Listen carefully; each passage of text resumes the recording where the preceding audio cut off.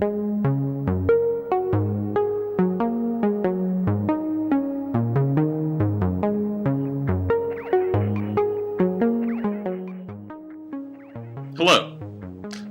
This lecture has a twofold purpose. My first intention is to give a synthesis of the theories presented by Andrei Bergson and Alenka Zupanic in their respective treatises on comedy by fortifying their key concepts with examples from film and popular culture. Building on these two texts, which I have here in front of me, Zupanic and Bergson, my hope is to provide a response to Jan Vervoort's notion of the mimetic octopus as an exemplar of comedy that relies solely on being like. In Laughter, an essay on the meaning of the comic, Bergson suggests that comedy is the result of the mechanical becoming encrusted upon the living. Nowhere is this phenomenon more evident than the slapstick films of Charlie Chaplin and Buster Keaton, who are constantly wrestling with modernity. For example, Modern Times finds Chaplin desperately attempting to become a productive drone on an assembly line. The more time he spends toiling away, the more his mannerisms begin to resemble the reflexes of a machine. Of course, the assembly line becomes a metaphor for the fast-paced, automated nature of modern life, which increasingly requires people to behave like robots. Similarly, Keaton's films, something like College comes to mind, require him to embrace his objectness before the narrative can be resolved. Like the mimetic octopus, these characters shapeshift into various forms dictated by their environments.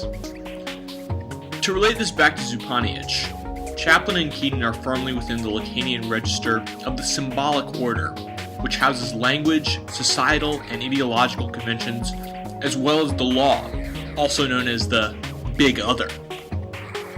Cosmo Kramer of Seinfeld fame is the torchbearer of slapstick humor. His unwillingness to conform to ordinary norms is manifested as a lack of motor control. However, unlike Chaplin and Keaton, he makes no attempt to relinquish his outcast status. Contrary to his forerunners, who are required to adopt the mannerisms of a machine to reintegrate back into the symbolic order, the twist is that Kramer's refusal to behave like an automaton leads to fortuitous outcomes. To put it in Zupanic's terms, he represents a short circuit in the dialectical process by remaining oblivious to his symptom. He slips on the banana peel again and again, and here we see the guiding principle of repetition at work. For Kramer, there is no illumination, only bewilderment.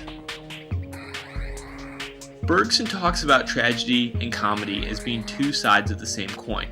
And indeed, if we remove his catchphrase from a comedic context, it conjures up some more disturbing reference points. This suggests that though we make fun of those who fail to adjust to the rigid nature of society, we don't want someone to be entirely robotic. Bergson proposes that in a world devoid of emotion and filled only with intelligence, there would be no tears, just laughter. He would do well to add that this utopian vision would likely include stone-cold killing machines too. We might want to think about the Terminator as the unconscious, latent content of a film like Modern Times. From this vantage point, it's apparent that the limit case of mechanical behavior is a brainless compliance with fascistic thinking.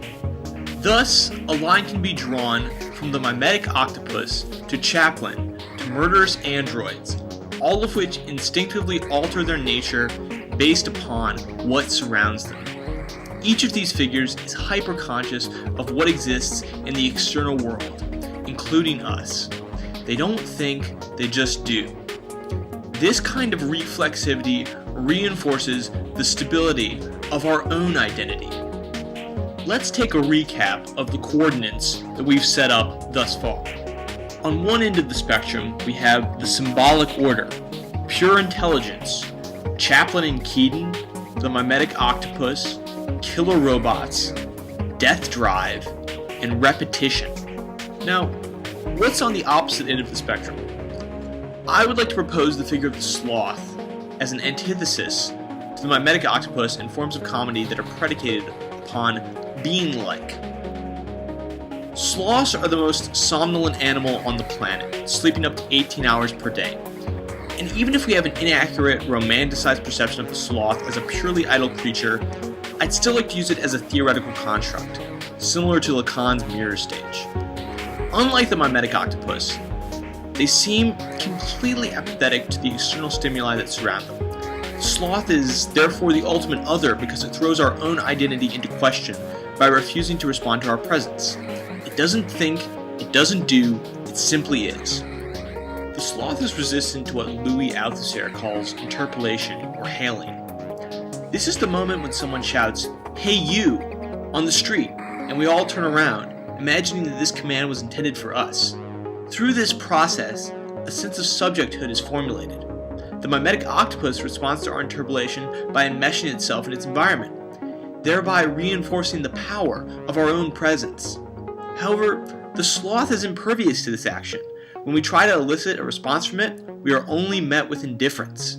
In this sense, it exists firmly within the realm of the real, and has the ability to produce a feeling of what Lacan calls jouissance, which can be described as a fusion of pain and pleasure.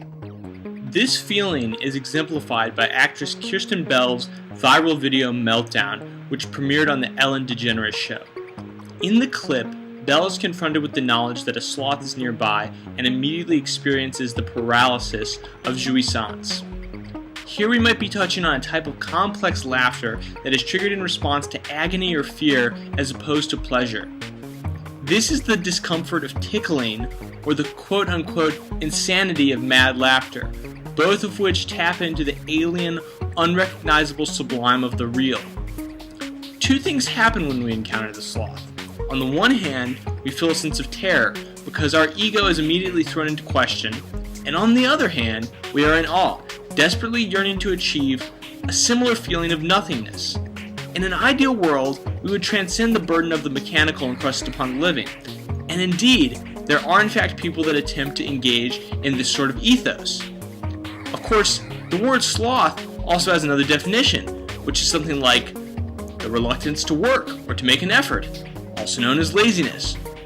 One might use this term to describe someone who doesn't really do much, and therefore exists outside of the symbolic social order. Wait, this definition sounds familiar. Ha!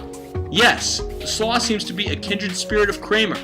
Both subvert the symbolic order and are unresponsive to their habitats. To connect the dots, humor is often created by attempting to take the other and move it back along the spectrum from the real to the symbolic. We try to dress it up in the signifiers of our visual language so it can become more comfortable to us. And now, a complete constellation of thought comes into focus. On the other end of the spectrum, we have pure emotion, the real, the figure of the sloth, jouissance, being/nothingness. So, in closing, I'd like to argue that comedy ping-pongs back and forth between these two poles of the symbolic and the real, the mechanical and the living, the intelligent and the emotional. Here we see Chaplin on the left-hand side, close to the mimetic octopus, and Kramer on the right-hand side, close to the sloth. I believe that it's possible to plot any comedic figure along this axis. Thank you.